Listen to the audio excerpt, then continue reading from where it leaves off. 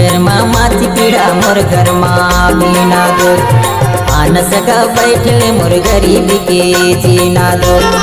2 दिन की जिंदगी माँ मीठा बोले दो तोर घर में माची पीड़ा मोर घर में बीना दो आन सका बैठले मोर गरीब के जीना दो। 2 दिन की जिंदगी माँ मीठा बोले दो मोर घर में माची पीड़ा तोर घर में बीना दो आ तू सगा बैठले ते गरीब के जीना दो। 2 दिन की जिंदगी में मीठा बोले रे दो मोर घर में माची पीड़ा तोर घर में बीना दो आ तू सगा बैठले ते गरीब के जीना दो। 2 दिन की जिंदगी में मीठा बोले रे दो। दोस्तों सुरेंद्र भाई के चैनल में आपका हार्दिक स्वागत करता है।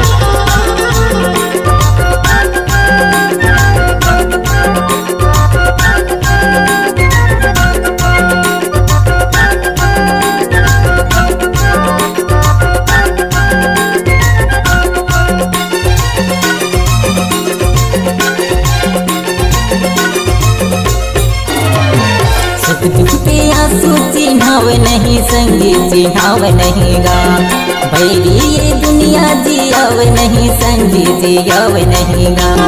सुख दुख के आंसू चिन्हावे नहीं संगी चिन्हावे नहीं गा बैरी ये दुनिया जियावे नहीं संगी जियावे नहीं गा। लोटा भर पानी ने ना मने भरे पीना दो आन सगा बैठले मोर गरीब के जीना दो। 2 दिन की जिंदगी माँ मीठा बोले दो।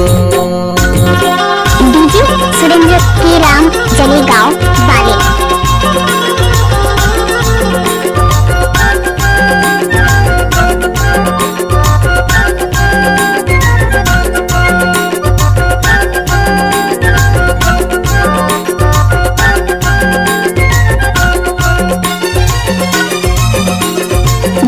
उमेश के राम जलेगांव वाले।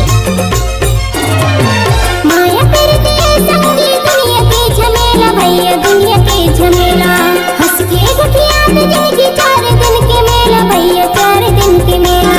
माया करती है संगी दुनिया के झमेला भैया दुनिया के झमेला हंस के गठिया में जिंदगी 4 दिन के मेला भैया 4 दिन के मेला।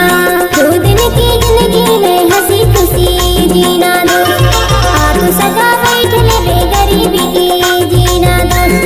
2 दिन की जिंदगी में मीठा बोले रे दो। सुरेंद्र भाई का मिक्स किया हुआ गाना।